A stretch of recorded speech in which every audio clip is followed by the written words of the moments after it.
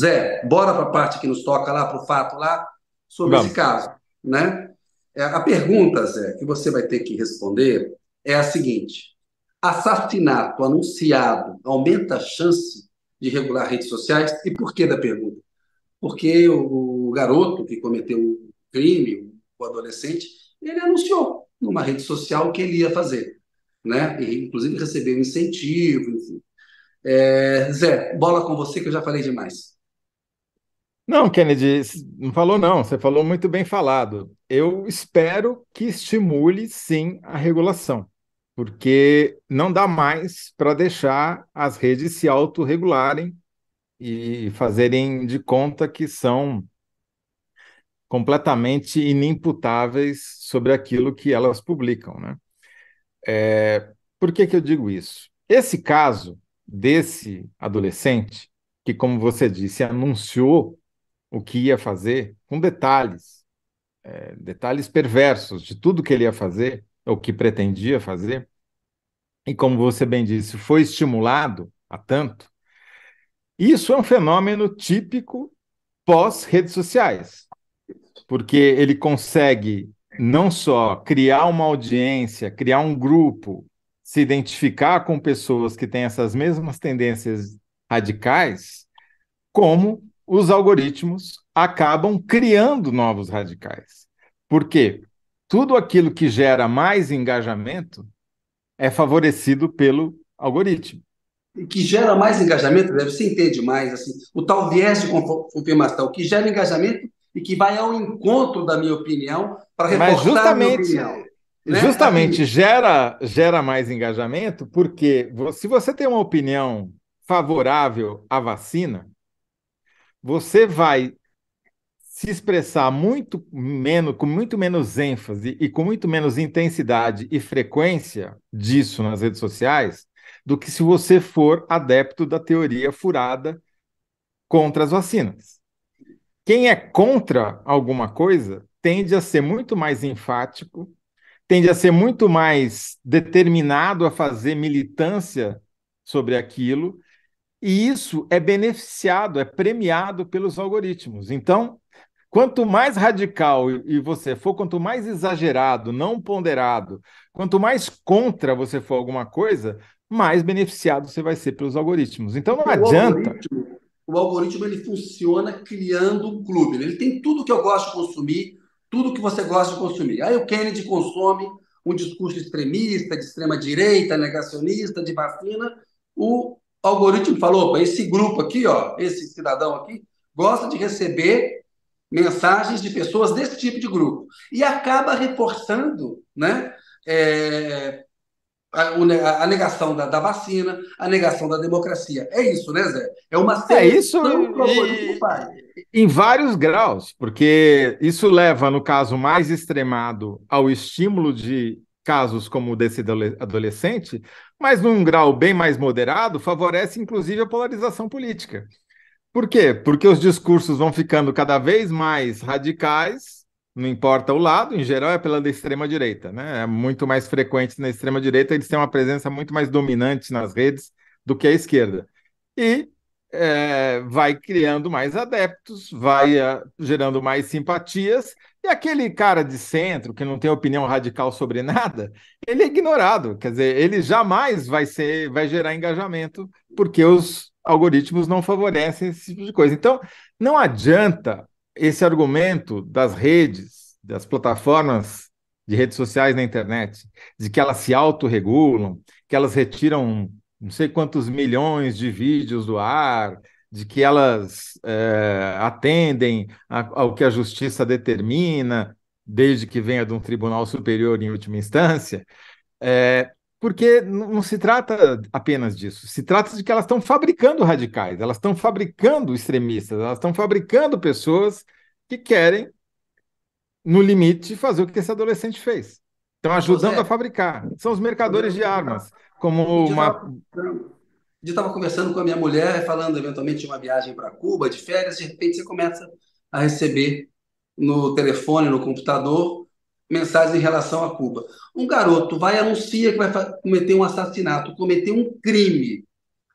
Essa rede social não teria a obrigação de informar e não poderia fazê-lo com muita facilidade às autoridades e olha só, esse cidadão aqui, ó, o secretário da Segurança Pública, Polícia de São Paulo, que mora nessa região, que é dessa escola aí, sei lá o quê, anunciou que vai cometer um crime amanhã. Porque, assim, uma questão de segundos, você fala que você quer comprar uma pasta de dente, um tênis, aparece propaganda no.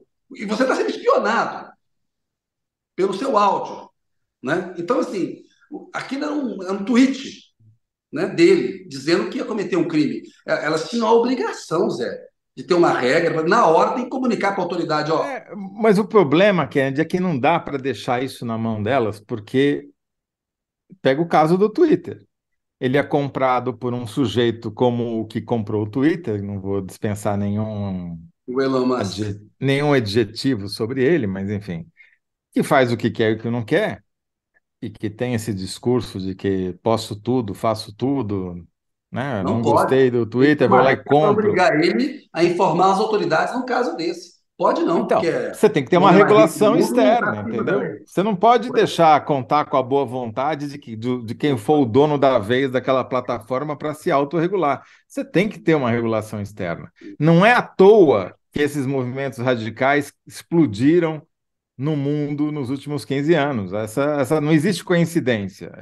É difícil provar causalidade, mas a correlação nesse caso a gente sabe o que, que vem antes, né? Mas, enfim, Kennedy, o ponto é: hoje teve uma sessão no Supremo, promovida pelo Supremo Tribunal Federal, uma sessão pública para se ouvir argumentos contra e a favor da regulação. Os advogados da Meta, do Google foram ouvidos, expuseram tudo que as plataformas fazem para conter o discurso de ódio, blá, blá, blá, blá, blá, blá. Mas os ministros do Supremo, Alexandre de Moraes, Gilmar Mendes, Barroso, foram muito claros em dizer não dá mais, tem que regulamentar, tem que ter algum tipo de regulação externa, entendeu? E isso vai ser objeto de julgamento no Supremo, e se o Congresso não legislar, o Supremo vai legislar, né?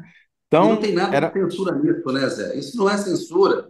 Você falou muito bem, nos últimos 15 anos aí, esses fenômenos de ascensão da extrema-direita, de ataque às democracias, enfim, isso tudo sempre existiu, violência na história da humanidade. Mas tem um fenômeno novo causado por esse mundo das redes sociais e dos aplicativos de mensagem, que é a mesma coisa, né? Também é uma rede social. é uma rede social, porque você dá uma capacidade, não estou dizendo para proibir, obviamente, né? Todos Claro. nós aqui somos usuários e beneficiários do lado bom dessas redes.